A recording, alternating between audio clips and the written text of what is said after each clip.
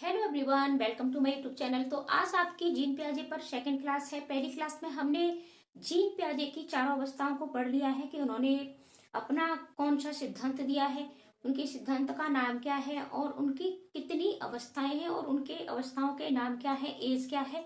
लेकिन आज का हमारा टॉपिक है कि उनकी जो अवस्थाएं हैं, तो उन अवस्थाओं में बच्चा कौन कौन सा व्यवहार करता है, कहाँ कहाँ से आपके प्रश्न पूछे जाते हैं। तो इस सब पर चर्चा होगी। वीडियो लंबी होगी और डिटेल में सारी चीजों को हम पढ़ेंगे।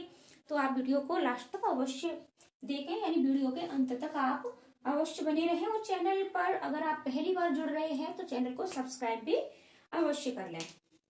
तो देखो, सबसे पहली बात कर लेते हैं जीन पियाजे की। ये स्विट्जरलैंड के निवासी थे और उन्होंने जो भी प्रयोग किए ये अपने बच्चों पर किए। अपने इनके 3 बच्चे थे, उन्हीं पर इन्होंने प्रयोग किया और फिर इन्होंने एक संज्ञानात्मक विकास का सिद्धांत दिया। और ये वीडियो मैं लिंक डिस्क्रिप्शन में डाल दूंगी, वहां जाकर के आप उस वीडियो को भी अवश्य देख लें। और आज ये आपके पार्ट 2, ठीक है, यानी जहां जहां से भी प्रश्न बनते हैं हम जीन पियाजे को डिटेल में पढ़ेंगे, वाइगोत्स्की को भी डिटेल में पढ़ेंगे, साथ ही साथ कोहलबर्ग को भी हम डिटेल में पढ़ेंगे, क्योंकि इन तीनों मनोवैज्ञानिकों से आपके प्रश्न भी सीटेट में पूछे जाते हैं और पूरा सीटेट का पेपर ही आपका इन्हीं 3 मनोवैज्ञानिकों पर आधारित होता है। तो आज हम बात सबसे पहले करते हैं संवेदी गामक या पेशी या इंद्रिय जनित अवस्था। यानी इन्होंने जो 4 अवस्थाएं दी, तो सबसे पहले आपकी अवस्थाएं हैं ये है संवेदी गामक, या फिर इसे हम पेशी अवस्था भी कह सकते हैं, या फिर इसे हम इंद्रिय जनित अवस्था भी कह सकते हैं। और इसकी एज कितनी है? ये 0 से 2 वर्ष, यानी इस अवस्था में आपका बच्चा 0 से 2 वर्ष तक का होता है। एक जन्म से 2 वर्ष तक की जो अवस्था है, और उस अवस्था में बच्चा क्या क्या सीखता है, किस तरीके से सीखता है, ठीक है। संज्ञान, संज्ञान का अर्थ होता है जानना। तो सबसे पहले बात आती है आपकी मूल व्यवहार, यानी इस अवस्था में बच्चा मूल व्यवहार शुरू कर देता है। और मूल व्यवहार में क्या आता है? जो जन्मजात व्यवहार होता है उसे ही हम मूल व्यवहार कहते हैं। जैसे कि हंसना, ठीक है, जैसे कि आपका हो गया हंसना। अब हंसना बच्चे को सिखाया नहीं जाता, ठीक है। रोना, बच्चा जैसे ही पैदा होता है रोना शुरू कर देता है, ठीक है। भूख लगना, तो हंसना, रोना, ठीक है, बड़बड़ाना, ये सारी चीजें क्या है कि बच्चा मूल व्यवहार अपना शुरू कर देता है। अब ये कैसे शुरू करता है कि जैसे कि बच्चा बहुत ही आपका 1 दिन का बच्चा है, 2 दिन का बच्चा है, 4 दिन का है, ठीक है। यहाँ तक बच्चा जैसे ही उसको भूख लगेगी, ठीक है, ये भी आपके मूल व्यवहारों में ही आती है। तो जैसे कि भूख लगती है बच्चा, तो बच्चा क्या कर देता है? रोना शुरू कर देता है, ठीक है। और आप बच्चे को खिलाइएगा, दुत्कारिएगा, तो ठीक है, वो खिलखिलाना भी शुरू कर देता है। आपका 15 से और 1 महीने तक का बच्चा, ठीक है, मुस्कुराना भी शुरू कर देता है, समझना भी शुरू कर देता है। यानी मूल व्यवहार आपके 2 वर्ष तक के बच्चे में शुरू हो जाता है। 2 वर्ष तक का बच्चा मूल व्यवहार शुरू कर देता है। इसके साथ ही साथ आपकी पुनरावृत्ति, ठीक है, जैसे जैसे बच्चा आपका बड़ा होता है, 6 महीने से ऊपर का होता है, बच्चा पुनरावृत्ति ज्यादा करता है। जैसे कि बच्चे ने किसी चीज को पकड़ना सीख लिया है तो बार बार उसी चीज को पकड़ेगा। कोई शब्द बोलना सीख लिया है बच्चे ने, जैसे कि बाबा, दादा, ठीक है, तो उसी शब्द को ज्यादा से ज्यादा बोलेगा। कोई भी काम, जैसे कि 2 वर्ष तक बच्चा चलना भी सीख लेता है। बच्चा अगर चलना सीख जाए तो बार बार फिर वो चलेगा। यानी कोई भी कार्य जब बच्चा करता है तो बार बार, ठीक है, यानी पुनरावृत्ति बार बार करता है, ठीक है। पुनरावृत्ति यानी बार बार करता है, रिपीटेशन बच्चे में बहुत ज्यादा दिखाई देता है। और यहाँ से प्रश्न आपके पूछे जाते हैं, जैसे कि एक बच्चे मतलब बार बार कोई क्रिया कर रहा है तो वो किस स्टेज में है, ठीक है। तब आपको ये याद रखना है कि ये जो पुनरावृत्ति है, मूल व्यवहार है, ये किस अवस्था में है। तो ये आपके संवेदी गामक, पेशी या इंद्रिय जनित अवस्था, या तो आपको संवेदी गामक मिलेगा, पेशी मिलेगा, या फिर इंद्रिय जनित मिलेगा। यानी बच्चा बहुत संवेदनशील होता है। इस तरीके से आप सीख सकते हो 0 से 2 वर्ष। पेशी यानी अपनी मांसपेशियों के द्वारा कार्य करता है, जैसे कि चलना, ठीक है, पेट के बल सरकना, कोई भी चीज पढ़ना, मांसपेशियों का ज्यादा ही प्रयोग करता है। इंद्रिय, ठीक है, आंखों से देखना, ठीक है, सुनना, ये सारी चीजें। तो यहाँ जो भी बच्चा ज्ञान ग्रहण करता है तो इन्हीं तीनों चीजों से सीखता है। अब बात करते हैं अनुकरण की। बच्चा अनुकरण भी इस एज तक, यानी 2 वर्ष तक का बच्चा अनुकरण भी बहुत ज्यादा करता है। जैसे कि घर में किसी भी अपने व्यक्ति का, ठीक है, किसी भी व्यक्ति का अनुकरण करना। आप कोई शब्द बोलिए, बच्चा उसी को बार बार बोलेगा। आप कोई कार्य करिएगा, उसी को करिएगा। तो बच्चा यानी अपने साथ के भी उसके जो भी बच्चे होते हैं, अगर वो कोई कार्य कर रहा है, वो कोई खेल खेल रहा है, ठीक है, तो यहाँ बच्चा अनुकरण भी ज्यादा से ज्यादा करता है तो अनुकरण की आपकी अवस्था, ये भी आपकी संवेदी कामक। फिर आपका वस्तु स्थायित्व। अब वस्तु स्थायित्व क्या है? वस्तु स्थायित्व कहते हैं कि वस्तु के न दिखने पर भी, ठीक है, वस्तु के न दिखने पर भी वस्तु का होना, ठीक है। यानी बच्चा ये जानता है कि ये वस्तु मुझे दिख नहीं रही है लेकिन है। जैसे कि उसे पता है कि उसकी माँ उसकी आंखों के सामने नहीं है लेकिन उसकी माँ है, और उसे भूख लगती है तो रोना शुरू कर देता है, आसपास ही है, ठीक है। तो ये वस्तु स्थायित्व होता है कि वस्तु के न दिखने पर भी वस्तु का होना। बच्चा ये यहाँ किस एज में सीख जाता है? ये संवेदी गामक और पेशी अवस्था। इस अवस्था में ये 4 चीजें आपको याद रखनी है। मूल व्यवहार है, पुनरावृत्ति है, अनुकरण है और आपका वस्तु स्थायित्व है। आगे बढ़ेंगे तो आगे बढ़ेंगे हम, और ये आपकी दूसरी अवस्था है, ठीक है। ये आपकी दूसरी अवस्था है। थोड़ा वीडियो पॉज करके, और ये लिखने में थोड़ा टाइम लगता है, ठीक है। तो दूसरी अवस्था है जिसका नाम है आपका पूर्व संक्रियात्मक, या फिर इसे ही प्राक अवस्था, ठीक है। या तो आपका पूर्व या फिर आपका प्राक, और ये आपकी 2 से 7 वर्ष, ठीक है। पहली हमारी है 0 से 2, फिर ये 2 से शुरू हो जाती है, 2 से 7 वर्ष तक का आपके पास बच्चा इस अवस्था में होता है। और इस अवस्था में बच्चा किस तरीके से सीखता है, किस तरीके से ज्ञान का निर्माण करता है, तो यहाँ से आपके प्रश्न पूछे जाते हैं। तो यहाँ आपसे पूछा जाता है कि जीववाद, ठीक है, जीववाद क्या है, या फिर आपसे ये पूछ लिया जाएगा कि जीववाद में मतलब एक बच्चा है जो खिलौनों को तोड़ के फिर जोड़ रहा है, या खिलौनों के साथ बातें करके खेल रहा है, तो ये क्या है, ठीक है। इस तरीके से आपसे पूछा जाता है।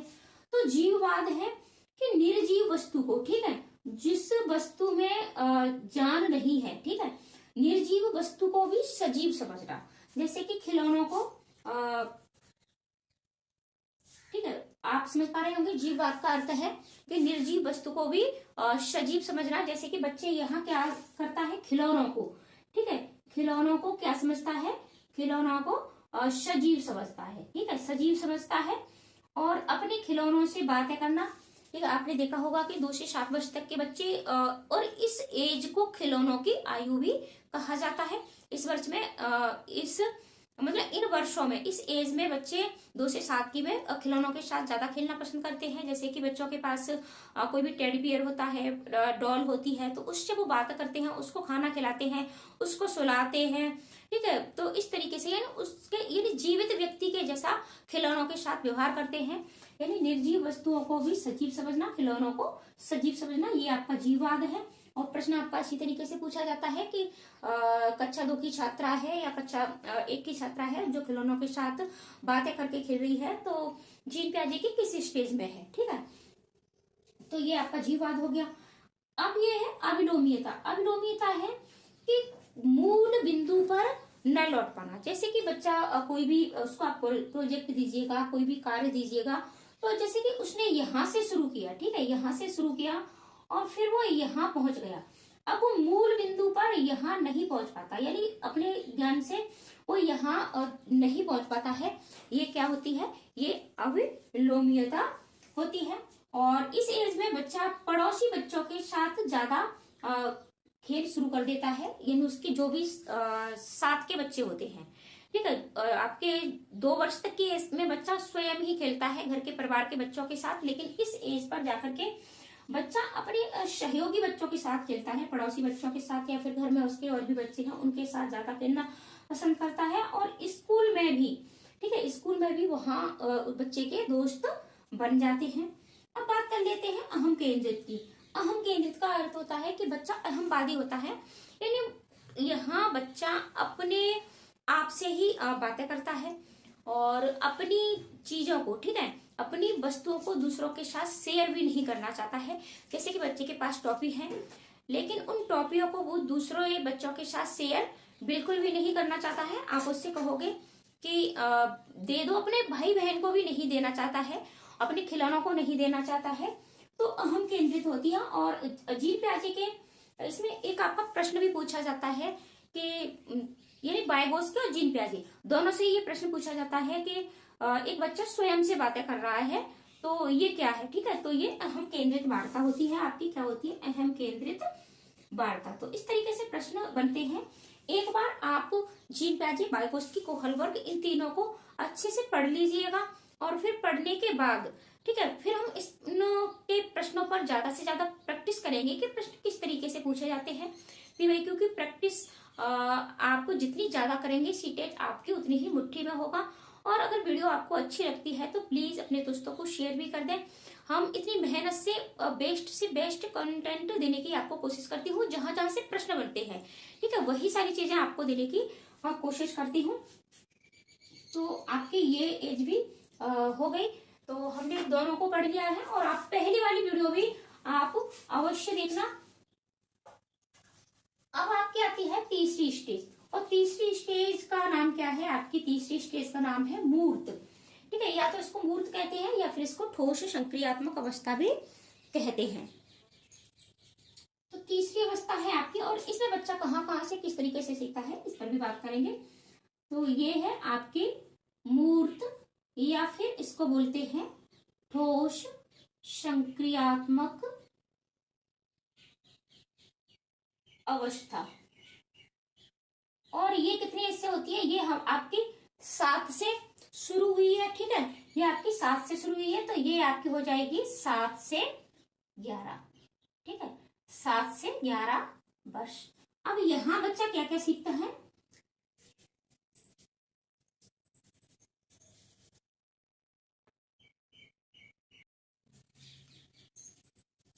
बोर्ड थोड़ा छोटा है, ठीक है, तो इसलिए मैं वीडियो पॉज कर देती हूँ। तो अब है आपकी तीसरी अवस्था। तीसरी अवस्था में बच्चा ज्ञान का निर्माण किस तरीके से करता है, तो चलो इसे भी सीखते हैं। तो इस अवस्था का नाम है आपका मूर्त, या फिर ठोस संक्रियात्मक अवस्था। मूर्त का यानी मूर्ति, आप, ठीक है, मूर्ति एक ठोस रूप में होती है, आकार होता है, ठीक है। तो ठोस यानी ठोस चीज, वस्तुएं, ठीक है, वस्तुएं जब बच्चे के सामने होती है तो वस्तुओं के द्वारा देख करके बच्चा अपने ज्ञान का निर्माण करता है। जैसे यहाँ बच्चा, ठीक है, आपका 7 से 11 वर्ष का हो जाता है, थोड़ा बच्चा बड़ा हो जाता है।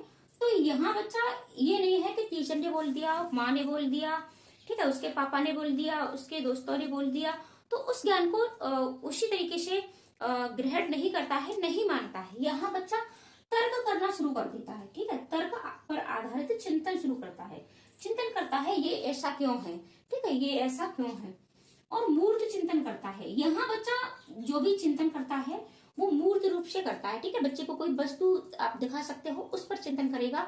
अमूर्त चिंतन यहाँ अभी इस एज तक बच्चा नहीं कर पाता है। यहाँ बच्चा क्रमबद्धता सीख जाता है, ठीक है। आपका बच्चा जब 7 वर्ष तक का होता है, ठीक है, यानी दूसरी स्टेज तक, तब तक बच्चा क्रमबद्धता नहीं सीखता है, यानी क्रम से लगाना नहीं सीखता है। आप बच्चों को कोई भी चीज दे दीजिएगा, ठीक है, तो यहाँ बच्चा क्रमबद्धता सीख जाता है, क्रम में लगाना सीख जाता है।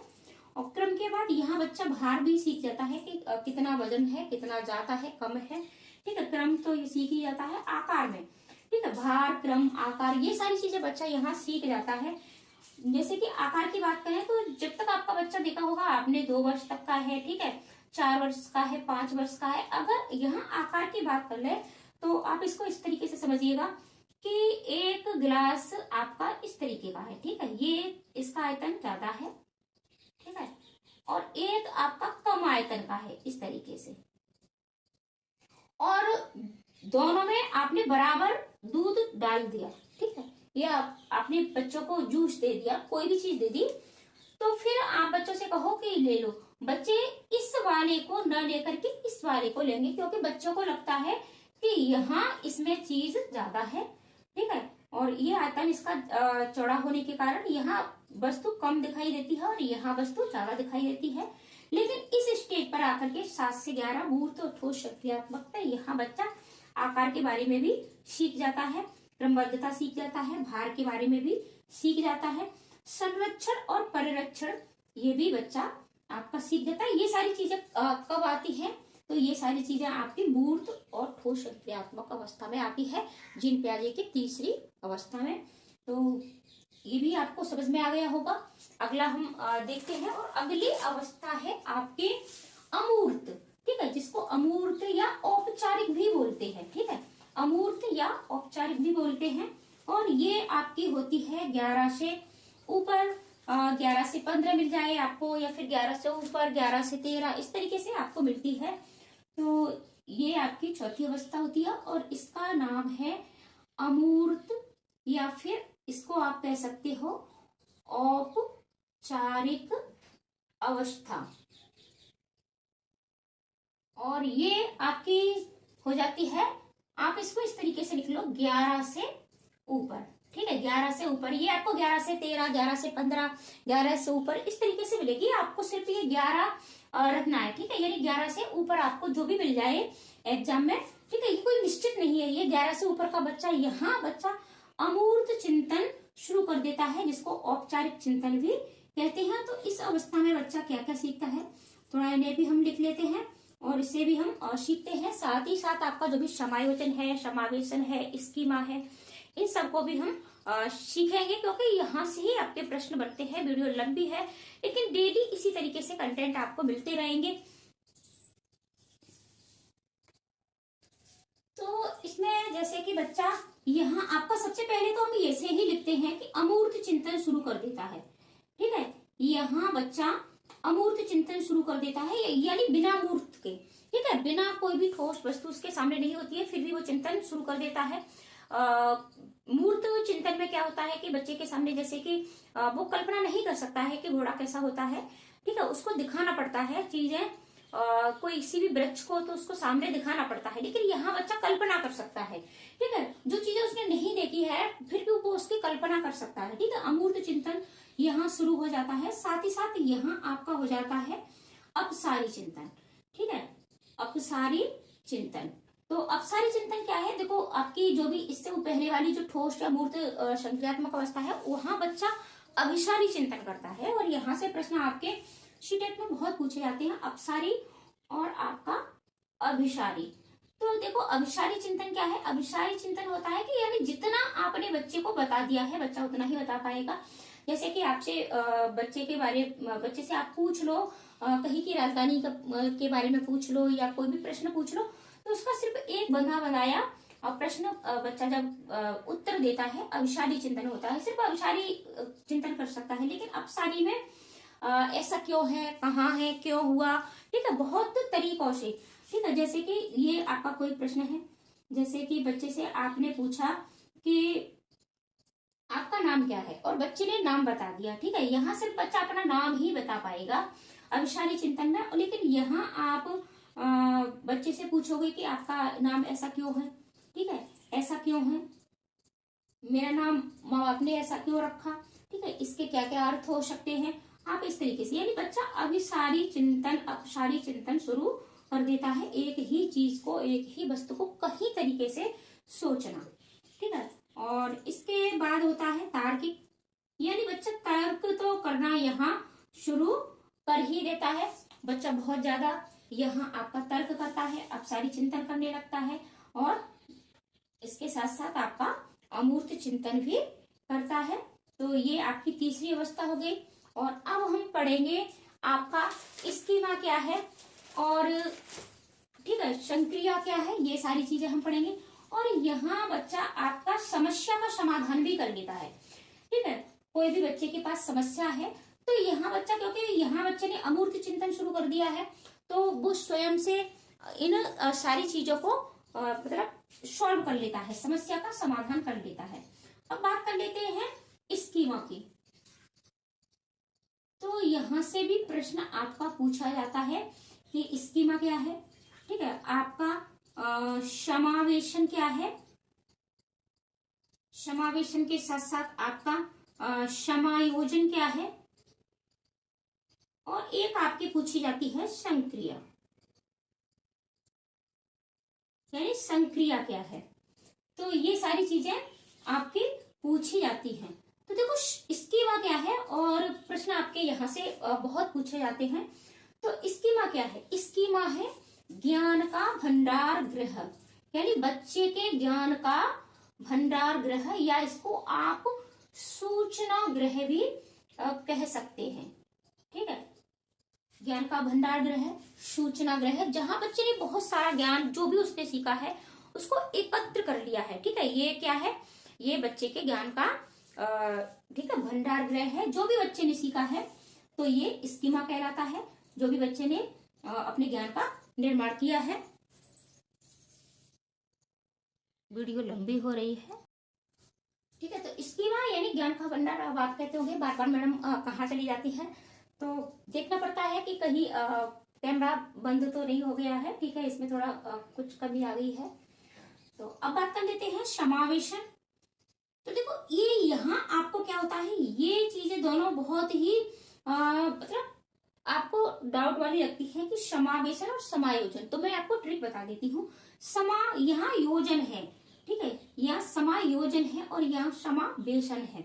तो समावेशन कहते हैं कि किसी भी ज्ञान को, ठीक है, बच्चे का ज्ञान का भंडार है तो इसी भंडार गृह में और भी समावेशन हो जाता है, ठीक है। दूसरा यानी यहाँ बच्चा क्या करता है कि उसके पास जो भी ज्ञान है उसमें और नए ज्ञान को बिना अंतर किए जोड़ना, ठीक है, बिना अंतर किए जोड़ना। उसका जो भी ज्ञान है, जो भी उसको पहले से पता है उसी में और ज्ञान को जोड़ना, बिना अंतर किए जोड़ना। थोड़ा सा ज्ञान उसको पहले से था और उसमें थोड़ा सा ज्ञान उसने और बढ़ा दिया। लेकिन समायोजन क्या है? समायोजन है कि बच्चे को जैसे कोई ज्ञान पहले से था, फिर उसी चीज के बारे में उसको नई जानकारी मिली, तो उसमें मतलब व्यवस्थित करके, ठीक है, उसने सीखा कि नहीं इसमें से इतना सही है और इतना गलत है, दोनों को व्यवस्थित करना, ठीक है। यहाँ क्या करना है, ज्ञान को व्यवस्थित करता है बच्चा। अभी मैं एग्जांपल दूंगी तब आपको समझ में आएगा। ज्ञान को व्यवस्थित करता है बच्चा। तो ज्ञान को व्यवस्थित कैसे करेगा? जैसे कि बच्चे ने मोर को देखा, ठीक है, उसके पंख होते हैं, तो फिर बच्चे ने मुर्गा को देखा, ठीक है, उसके भी यहाँ पंख होते हैं। तो यहाँ बच्चा क्या करता है, समावेशन में पहले उसने मुर्गे को देखा, फिर मोर को देखा, या मोर को देखा या उसको देखा, ठीक है। लेकिन यहाँ पहले बच्चा क्या सोचता है कि जिसके भी पंख होते हैं वो सभी क्या होता है, मोर होते हैं। लेकिन जब उसने मुर्गे को देखा तब उसने जान लिया कि नहीं, मुर्गा अलग है और मोर अलग है। जैसे कि बच्चा जानता है कि कौवा काला होता है, ठीक है, आप दूसरे एग्जाम्पल से समझिएगा, कौवा काला होता है। लेकिन फिर उसने यहाँ क्या देखा, उसने देखा कोयल को। फिर उसने अपने ज्ञान को व्यवस्थित किया कि नहीं, हर मतलब काला पक्षी आपका कौवा नहीं होता है, कोयल भी होती है। तो ये ज्ञान को व्यवस्थित करना, ठीक है। और ये होता है संक्रिया। संक्रिया क्या है? संक्रिया से भी, तो संक्रिया यानी खिलौनों को तोड़कर, ठीक है, खिलौनों को तोड़कर जोड़ना। आपने देखा होगा कि छोटे छोटे बच्चे होते हैं, कोई भी उनके पास खिलौना होता है तो उसको तुरंत मतलब उसके अंजर पंजरों को सबको तोड़ देंगे और फिर उसको लगाएंगे। यानी ज्ञान को तोड़ करके, उसको खंड खंड में जो तोड़ करके फिर उसको व्यवस्थित करना, ठीक है। यानी कि किस तरीके से, इसी सिर्फ एक खिलौना तो उदाहरण है। आप बच्चे को कोई भी ज्ञान दीजिएगा तो पहले वो उसको खंड खंडों में तोड़ता है, छोटे छोटे भागों में, फिर उसको व्यवस्थित करता है। तो ये क्या है? ये संक्रिया है। और इसी संक्रिया पर यानी छोटे छोटे खंडों में तोड़ तोड़ करके बच्चा ज्ञान का निर्माण करता है। और जीन पियाजे ने यही आपकी 4 अवस्थाएं दी हैं, ठीक है। संवेदी कामक या इंद्रिय जनित संक्रियात्मक अवस्था, आपकी पूर्व प्राक का संक्रियात्मक अवस्था, ठोस मूर्त संक्रियात्मक अवस्था और आपकी अमूर्त संक्रियात्मक अवस्था। वीडियो को प्लीज शेयर अवश्य कर देना अगर वीडियो आपको अच्छी लगी हो तो, और चैनल को सब्सक्राइब भी कर लेना, एक प्यारा सा छोटा सा कमेंट भी कर देना। ऐसी ही वीडियो चैनल पर मिलती रहेंगी और सीटेट का नोटिफिकेशन आपका जल्द ही आने वाला है, तो चैनल पर बने रहें। Thank you.